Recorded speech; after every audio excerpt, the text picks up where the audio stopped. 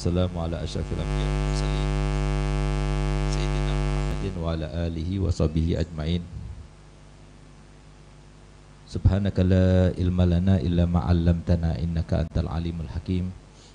Rabbi shrah li sadri wa yassir li amri wahlul 'uqdatam min lisani yafqahu qawli, amma ba'du.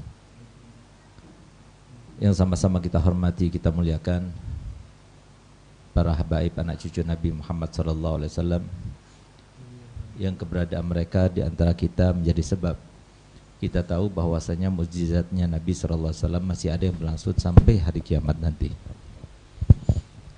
Yang demikian itu berdasarkan sabda Nabi kita Muhammad SAW, kullu hasabin wa nasabin yanqati ila yaumil qiyamah illa hasabi wa nasabi la yanqati ila yaumil qiyamah. Ya, artinya kemuliaan sebuah nasab dan kemuliaan sebuah keluarga akan terputus, tidak akan sampai kepada hari kiamat. Kecuali kemuliaan nasabku dan kemuliaan keluargaku, maka akan terus berlanjut sampai hari kiamat. Kita melihat dulu dalam sejarah Indonesia ada kemuliaan daripada keluarga kerajaan, baik itu kerajaan Majapahit, Pajajaran dan sebagainya. Tapi sekarang sudah tidak ada lagi, sesuai dengan sabda Nabi kita Muhammad SAW.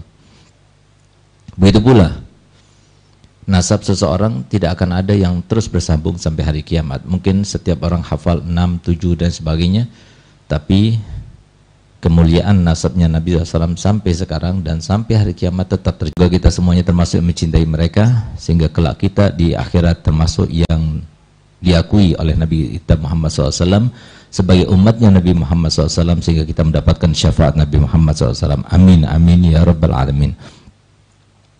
Yang sama-sama, ya mohon maaf saya tidak sebutkan satu persatu karena kami tidak tahu datang daripada para habaib yang berada di majelis.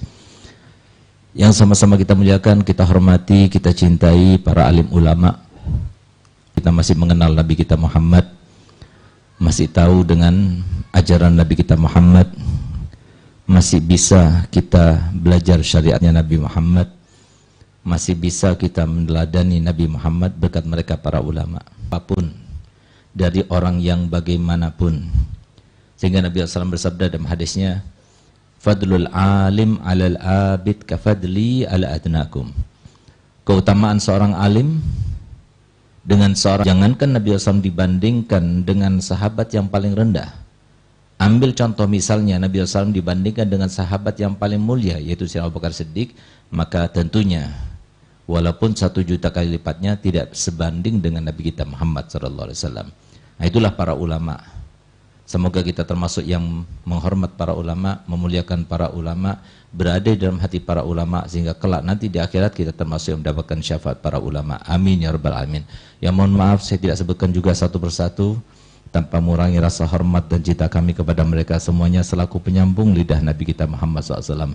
Kita doakan semoga ulama kita panjang umurnya, sehat badannya, dimudahkan segala urusannya, ditambah semangat dakwahnya, ditambah ketauladannya untuk kita dan pengayomannya untuk kita, serta pembelajarannya untuk kita, sehingga kita tambah dekat kepada Allah dan Rasulnya. Amin, amin ya rabbal alamin. Tidak lupa kepada mereka para pejabat, terutama yang telah memberikan izin dengan terlaksananya acara ini. Yang mohon maaf saya tidak sebutkan satu persatu. Tidak lupa kepada Bapak Kepala Desa dan semua perangkatnya serta jajarannya. Begitu pula jika ada pejabat yang lainnya, mohon maaf juga saya tidak sebutkan satu persatu, namun tanpa mengurangi rasa hormat dan cinta kami kepada mereka semuanya selaku pengayom umatnya Nabi Muhammad SAW.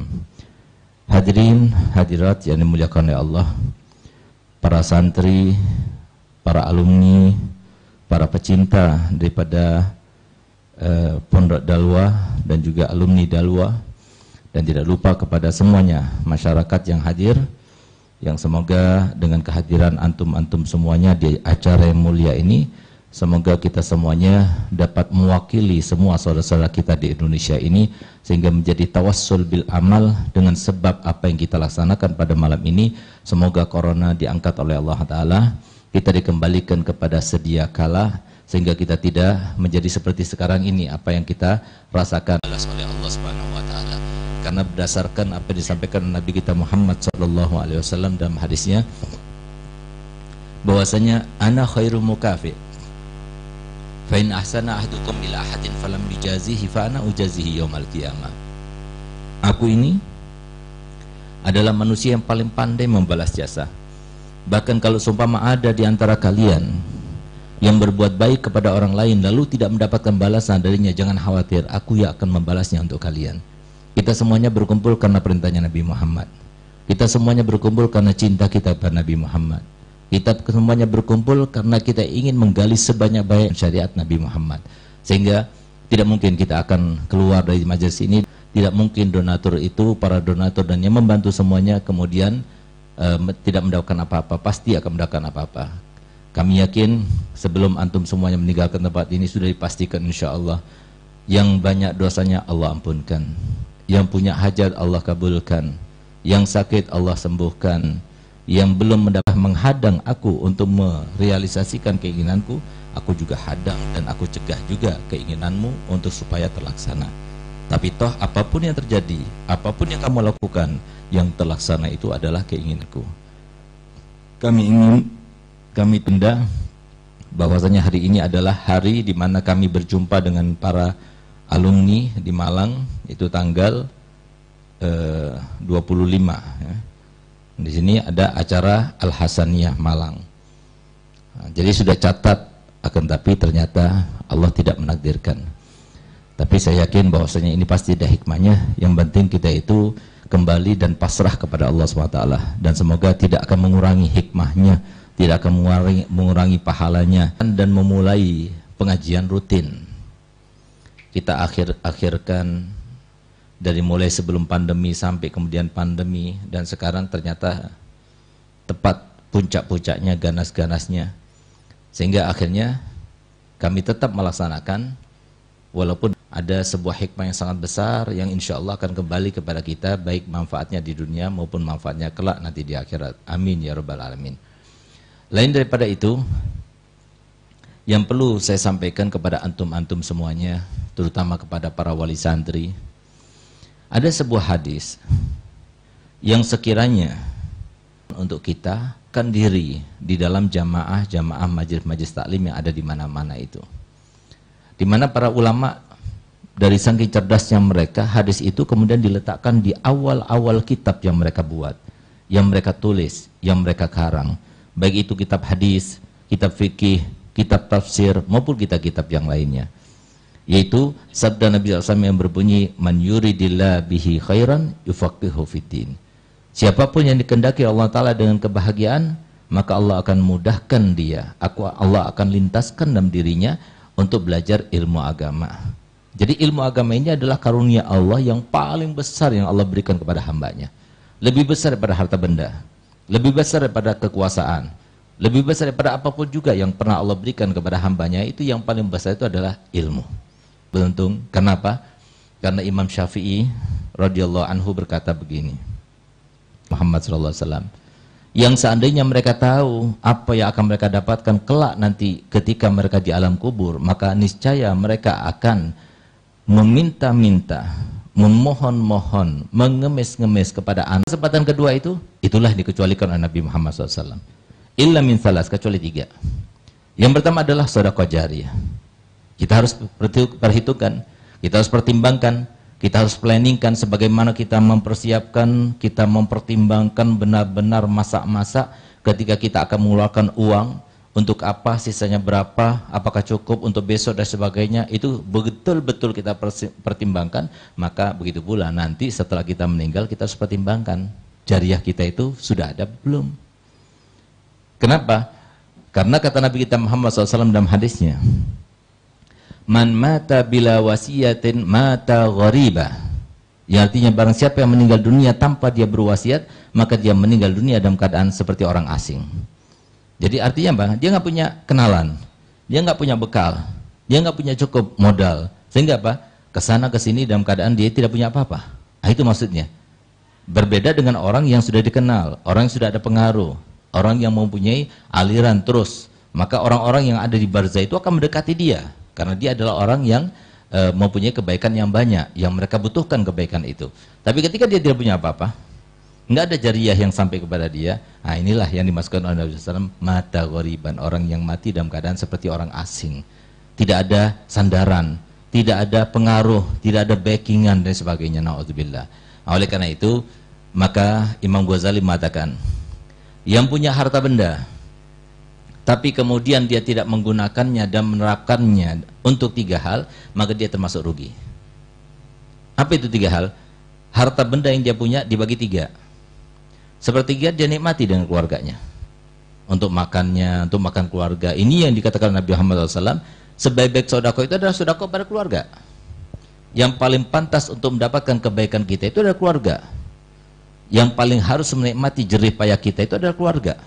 Kita bawa keluarga kita, bawa ke restoran, bawa kita ke villa, bawa jalan-jalan, senangkan mereka, pergi umroh dan sebagainya, karena mereka itu adalah barometer kita ini termasuk yang baik atau tidak di sisi Allah. Itu mereka adalah keluarga kita.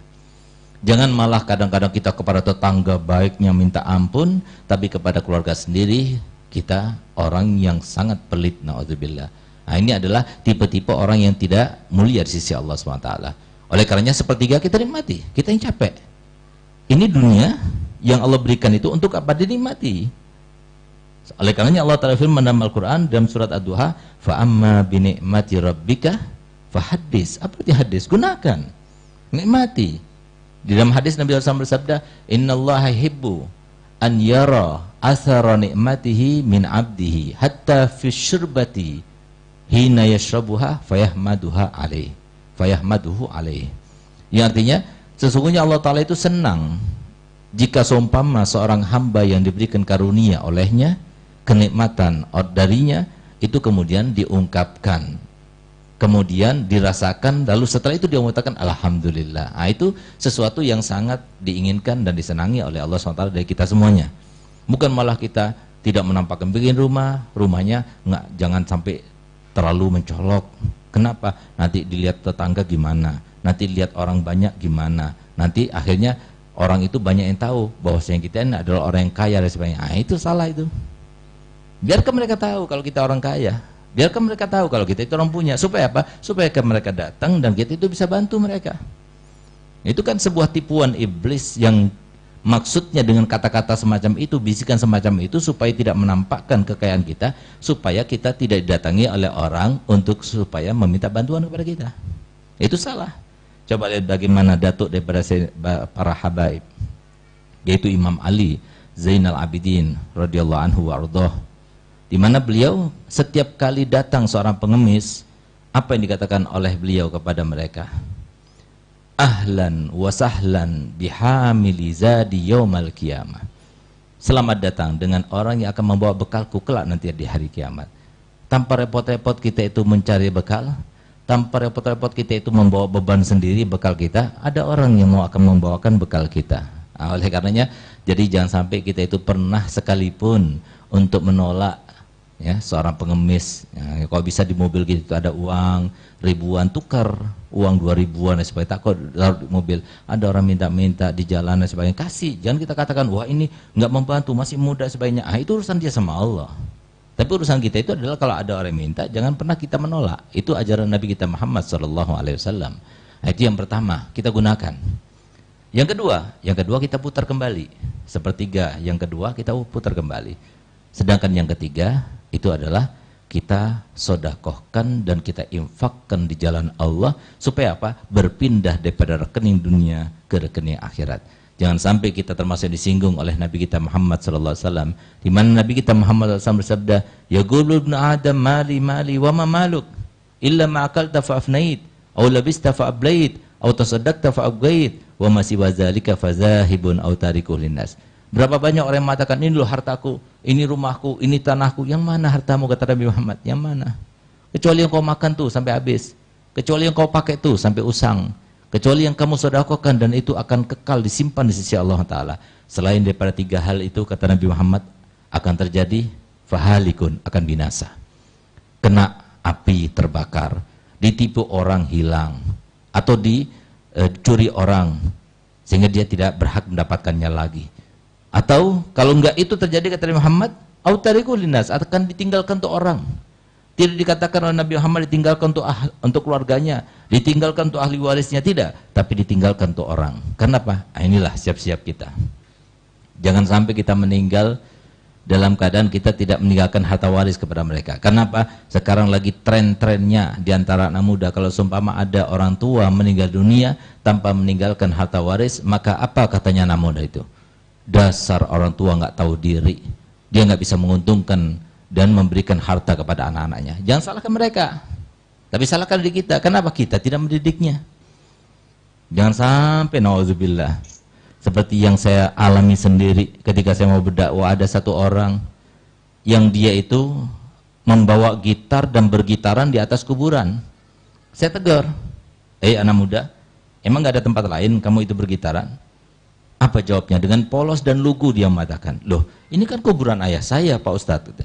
Loh, apalagi kuburan ayah kamu? Kamu itu bukan menguntungkan dia, malah menyakiti dia.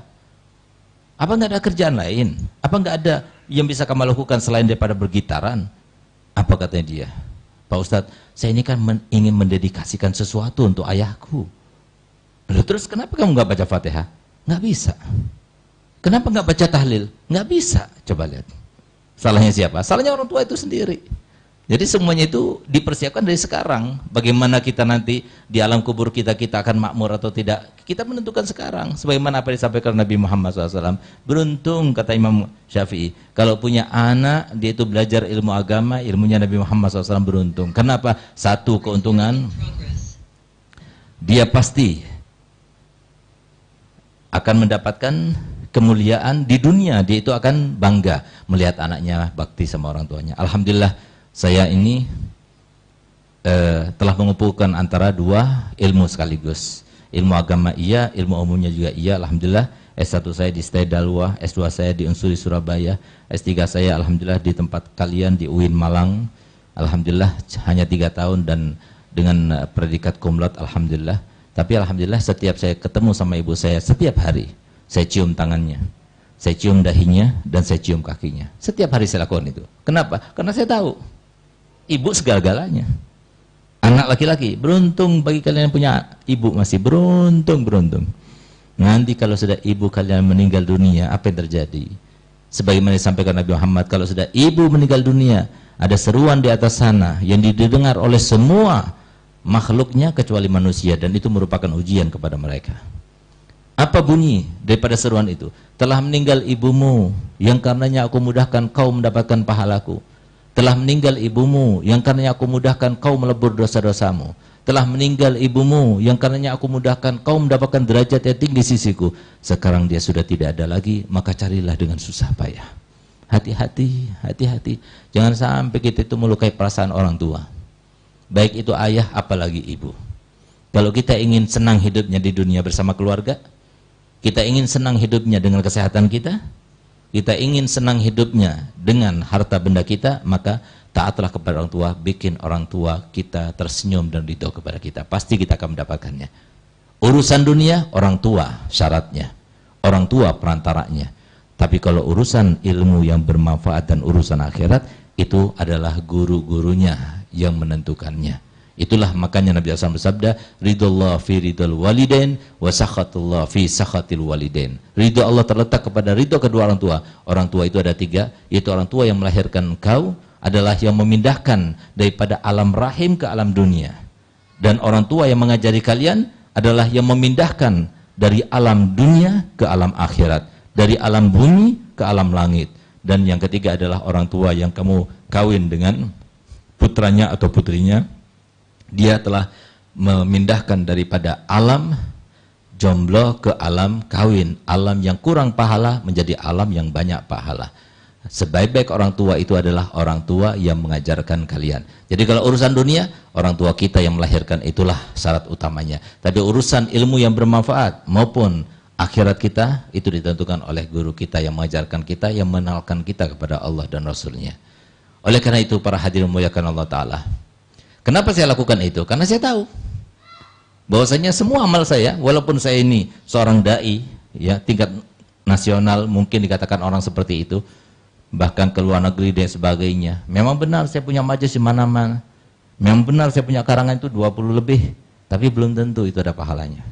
Tapi kalau sudah orang tua ridho kepada kita, maka pasti Allah akan meridhoi kita dan semua amal kita akan diterima oleh Allah SWT. Tapi kalau sudah orang tua tidak ridho kepada kita, jangan berharap. Walaupun kita jadi ustadz, walaupun kita jadi seorang dai, walaupun kita menjadi seorang presiden, walaupun apapun yang kita lakukan, Allah tidak akan melihat sama sekali kepada amal ibadah kita.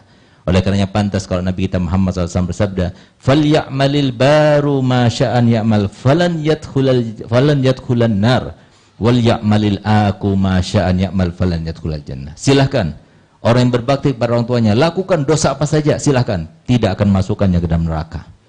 Tapi silahkan juga bagi mereka yang durhaka kepada orang tuanya, tidak lakukan apa saja daripada kebaikan apapun, tidak akan masukkannya ke dalam surga. Oleh karena itu para hadirin yang dimuliakan Allah Ta'ala, kesempatan kita itu adalah dibangun dari sekarang. Kata Imam Syafi'i, beruntung kalau punya anak menjadi seorang thalibul ilm seperti mereka para alumni yang sekarang menjadi para panitia yang akhlaknya bagus-bagus. Semoga seperti itu, seperti yang saya kira dan saya memahami mereka semuanya, semoga seperti itu dan menjadi tauladan bagi masyarakatnya. Kita lihat apapun yang mereka lakukan secara otomatis sampai kepada orang tuanya. Mau mereka bersedekah, mau mereka sholat, mau mereka bertasbih, mau mereka bersolawat, mau mereka mengajar, mau mereka menulis, mau mereka apapun yang mereka lakukan, otomatis. Walaupun ketika saya mau berkhutbah seperti ini, yang pahalanya sangat luar biasa kalau saya lakukan karena Allah SWT, kalau diterima Allah Ta'ala, maka sama seperti orang yang bersedekah dengan sebaik-baik kendaraan. Di zamannya Nabi, sebaik-baik kendaraan itu adalah unta merah. Kalau sekarang ada mobil di pameran yang paling akhir itu mereknya itu Lamborghini. Itu harganya itu 27 miliar. Nah, jadi setiap ustadz, setiap dai, setiap habib, setiap orang alim dia itu mengajar seperti sekarang ini. Lalu ada yang mendapatkan nasihat satu orang saja, apalagi dua, apalagi tiga, apalagi 100, apalagi 1000. Maka dengan bilangan orang-orang yang dapat hidayah tersebut, maka kita seakan-akan sedekah dengan 27 miliar. Secara otomatis masuk pahalanya kepada orang tua. Kenapa? Kalau nggak ada orang tua, nggak ada orang alim ini. Nggak ada orang tua, nggak ada ustadz ini. Beruntungnya kalian yang menjadi orang tua yang anak-anaknya masuk dalam pesantren. Tapi kalau kita punya anak jadi presiden, jadi saudagar kaya, bahkan paling kaya di Indonesia, kalau mereka tidak sedekah lalu dihadiahkan pahalanya kepada orang tua, tidak akan sampai kepada orang tua. Tapi kalau orang tua yang menjadikan anaknya menjadi orang alim, maka apapun yang dilakukan oleh orang alim itu akan otomatis sampai semua kebaikannya kepada orang tua. Semoga kita termasuk sebagai orang tua yang punya anak sebagai seorang santri yang menimba ilmunya Nabi Muhammad SAW. Amin, amin, ya Rabbal Alamin. Kemudian yang ketiga adalah kita simpan untuk amal kebaikan kita. Oleh karena itu para hadirin memuliakan Allah Ta'ala, pentingnya majelis taklim yang sekarang ini kita adakan dan kita mulai entah per minggu, per 2 minggu atau per bulan. Pentingnya kita itu kepada pengajian semacam ini seperti halnya pentingnya kita kepada makan dan minum setiap harinya. Sehingga Imam Ghazali dalam kitab Ihya Ulumuddin mengatakan, kalau orang itu tidak makan selama 3 hari 3 malam, maka dia akan mati. Sebagaimana hal itu terjadi pada badannya, maka hatinya juga seperti itu. Kalau dia tidak ikut makan dengan makanan rohani sampai 3 hari 3 malam, maka hatinya bisa akan mati. Itu yang terjadi. Nah, oleh karenanya pentingnya kita itu kepada pengajian-pengajian semacam ini sangatlah besar. Ambil satu contoh, kenapa kita perlu kepada majelis taklim? Satu, kita ini hidup di dunia. Kenapa dikatakan dunia? Karena dunia itu adalah tempat yang memang Allah ciptakan, dari mulai Allah ciptakan tidak pernah dipandangnya dengan rahmat. Sehingga dikatakan dunia. Apapun yang ada di dunia, selama itu masih sifatnya dunia, maka tetap dia itu adalah hina. Sehingga Nabi SAW mensifatkan dunia yang hina itu dengan mengatakan, ad-dunya mal'una, mal'unun ma fiha illa zikrullah wa mawala wa aliman wa muta'aliman. Yang artinya dunia itu semuanya itu dilaknat oleh Allah Ta'ala. Tahu kan dilaknat? Jauh daripada kebahagiaan, jauh daripada rahmat, kecuali 3 hal. Sampai dikatakan Nabi SAW, dunia itu dilaknat. Kenapa? Karena memang dunia itu diciptakan itu bukan untuk kita bersenang-senang. Tapi dunia itu diciptakan untuk kita diuji dan dicoba. Itulah maksud Allah Ta'ala berfirman dalam Al-Quran, وَجَعَلْنَا بَعْضَكُمْ لِبَعْدٍ فِتْنَةً أَتَسْبِرُونَ. Dan kami jadikan antara satu dengan yang lainnya di antara kalian, itu adalah untuk fitnah, sebagai fitnah. Untuk apa? Untuk supaya Allah mengetahui apakah kalian itu benar-benar sabar atau tidak. Nah, oleh karena itu, maka bagaimana mungkin kita itu bisa lepas daripada ujian-ujian Allah kalau seumpama kita tidak pernah mempelajari bagaimana cara mengatasinya, bagaimana cara kita mengenal fitnah itu. Sama halnya seperti kalau seumpama di dalam kajian pengajian semacam ini kita dikasih minuman oleh panitia. Kita tahu sebelum minuman itu disodorkan dan diberikan kepada para hadirin, kita tahu sebelumnya itu minuman itu diberikan racun oleh panitia misalnya. Apakah ada di antara hadirin yang akan meminumnya? Pastinya kalau dia itu logikanya masih wajar, masih sadar, dan masih sehat, tidak akan meminumnya. Kenapa? Itu racun, bisa meninggal dia kalau dia minum. Nah, maka itu pula, kenapa dia itu tidak meminum? Karena dia tahu. Nah, sekarang kalau seumpama seseorang yang dia itu menjalani kehidupan yang sudah pastikan oleh Allah Ta'ala, hidup itu dari mulai balik kita sampai kita meninggal itu ujian, cobaan, yang kalau kita itu mau merenung sedikit, kita lihat bagaimana anak-anak kita ketika menghadapi ujian dan cobaan yang cuma 2 kali dalam setahun, yaitu cau pertama, cau kedua, sampai sebegitu repotnya kita sebagai orang tua, sampai datangkan guru untuk mengeleskan mereka hanya untuk supaya mereka itu lulus dan tidak gagal dalam ujiannya. Padahal itu cuma ujian yang menentukan naik kelas atau tidak naik kelas. Yang itu rasanya mungkin setahun, 2 tahun, pahitnya itu seperti itu. Nah, ini masalahnya adalah kita itu masuk neraka atau masuk surga. Sedangkan ujian yang akan kita alami bukan seperti ujian yang dialami oleh anak kita, yang mereka itu sampai melembur, yang mereka itu sampai belajar, yang kadang-kadang kita itu tidak membangunkan mereka ketika sholat subuh, justru kita bangunkan mereka bukan untuk sholat subuh, tapi untuk supaya mereka sinau, supaya mereka tidak gagal dalam ujiannya. Nah itu, coba lihat, padahal ujian kita itu bukan datangnya setahun 2 kali, bukan sebulan 2 kali, bukan seminggu 2 kali, bukan sehari 2 kali, setiap hari kita ujian, setiap waktu kita ujian. Ujian menghadapi mertua yang kayak begini sifatnya, ujian menghadapi manusia-manusia yang kayak begini sifatnya, ujian menghadapi istri kita, ujian menghadapi anak kita, semua itu ujian. Untuk kita kalau tertimpa musibah sabar atau tidak. Untuk kita ketika kita mendapatkan nikmat kita bersyukur atau tidak. Nah itulah kehidupan kita. Bagaimana mungkin dia itu akan sabar? Bagaimana mungkin dia itu akan lulus? Dia nggak tahu caranya. Oleh karena itu, maka cukup sebagai bukti. Kenapa Nabi SAW mengatakan, siapa yang dikehendaki oleh Allah Ta'ala dengan kebahagiaan, keamanan, kesejahteraan, kesentosaan, maka dia akan diperdalam dalam agamanya. Kenapa? Karena semua harapan kita itu, dari mulai A sampai Z, ingin mendapatkan harta benda yang melimpah yang banyak, ingin mendapatkan kebahagiaan, ingin mendapatkan kesehatan, ingin mendapatkan keamanan, ingin mendapatkan kesentosaan, ingin mendapatkan pengaruh, ingin mendapatkan kemuliaan, semua itu siapa yang memberikannya? Adakah pejabat yang memberikan? Adakah orang tua yang memberikan? Semua memberikan Allah SWT. Bagaimana mungkin Allah Ta'ala yang akan memberikan itu semuanya, tapi dalam keadaan kita sebagai hambanya yang disuruh dengan perintah-perintah tapi tidak melaksanakannya, yang diperintah untuk menjauhi larang-larangannya tapi kita melakukannya, kemudian Allah ridho, kemudian Allah akan memberikan itu semuanya? Tidak mungkin itu. Sebagaimana tidak mungkinnya seorang presiden kemudian akan mengangkat stafnya misalnya untuk naik jabatan kalau dia itu ada seorang pembangkang. Nah itu yang terjadi. Nah, oleh karena itu maka penting sekali kita itu untuk menghadiri pengajian-pengajian semacam ini. Oleh karena itu kita memohon pada Allah Ta'ala semoga berkat pengajian yang dilaksanakan, berkat para habaib yang hadir, berkat para ulama yang hadir, semoga kita semuanya mendapatkan keberkahan mereka semua, sehingga yang ada semuanya mendapatkan keberkahan semuanya.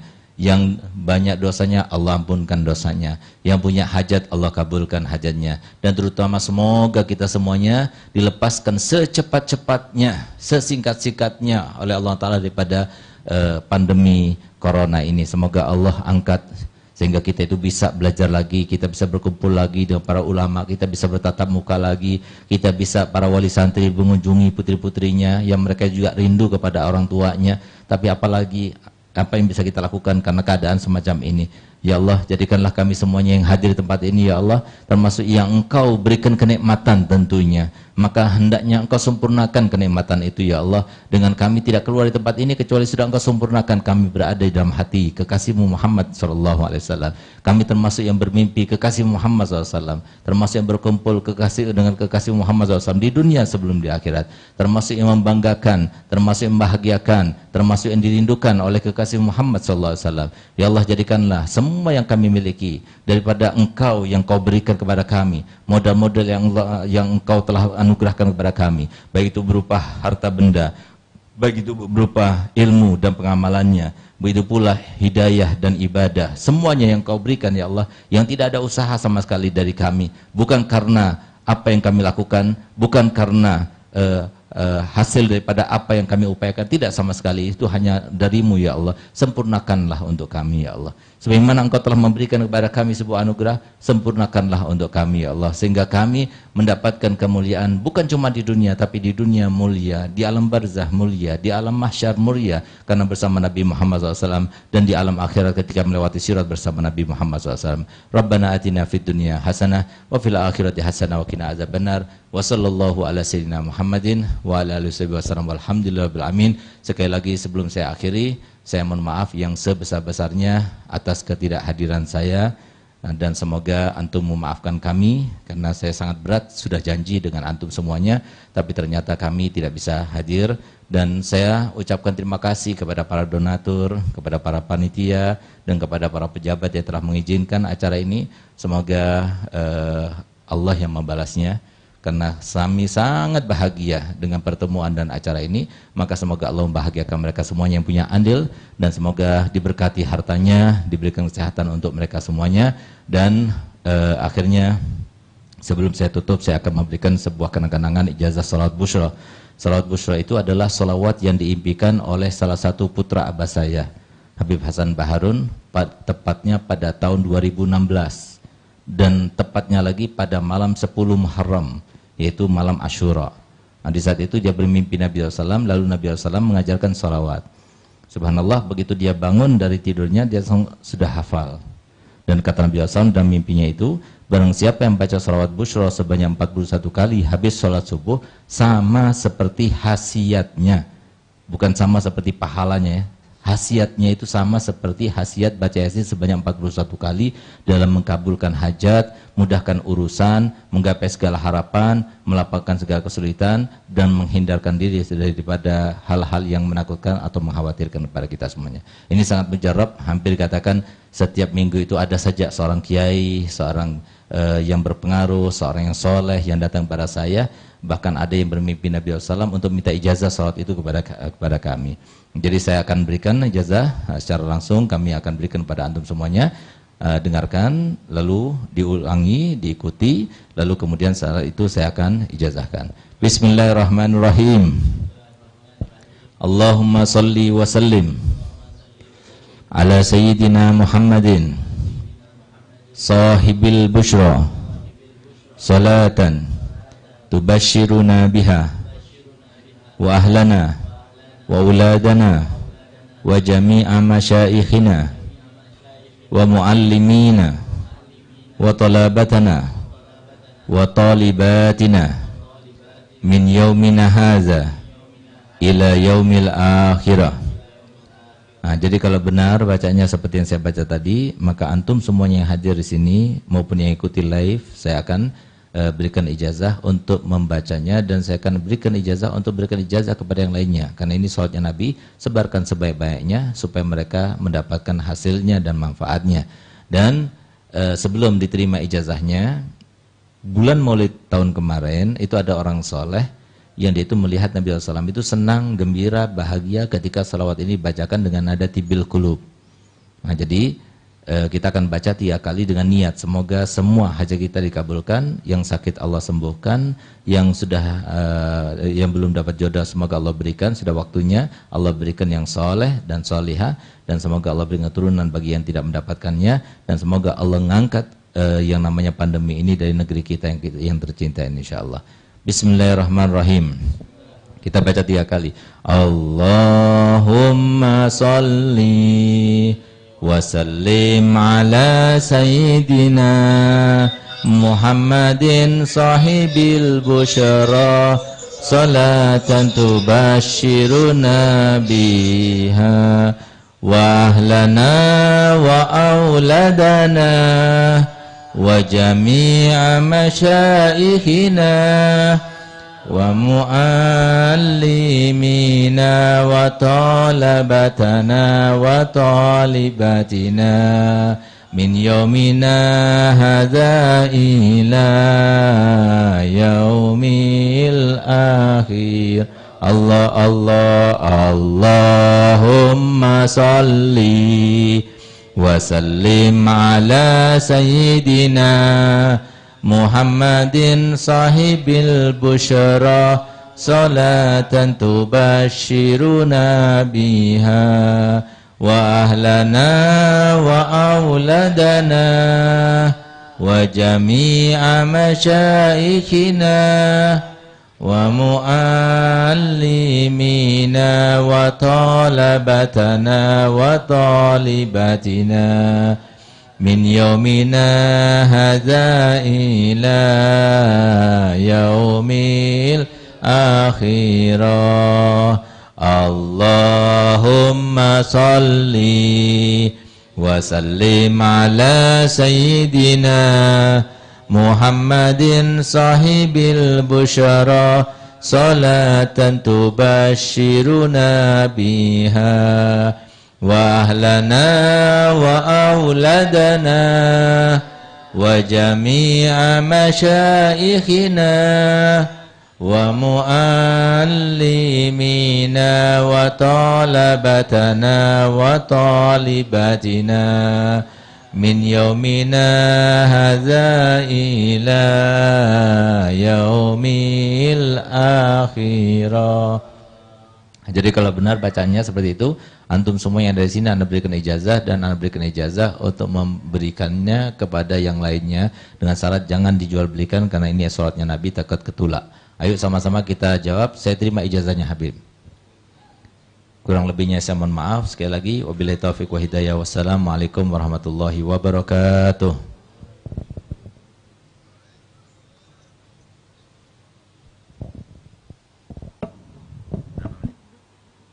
Assalamualaikum Habib, Sami anak mata dalam Islam boleh riya dalam bersolawat? Ya, jadi begini, solawat itu kan zikir yang disyariatkan oleh Allah Ta'ala terkait dengan Nabi Muhammad. Nabi Muhammad itu seutuhnya rahmat. Nabi Muhammad seutuhnya itu rahmat. Ya. Bahkan solawatnya pun kepada Nabi Muhammad itu rahmat. Sehingga kalau amaliyah-amaliyah yang lainnya itu bisa digagalkan ya, dengan sifat riya, ujub, sum'ah, dan lain sebagainya. Nah, tapi kalau solawat itu tidak.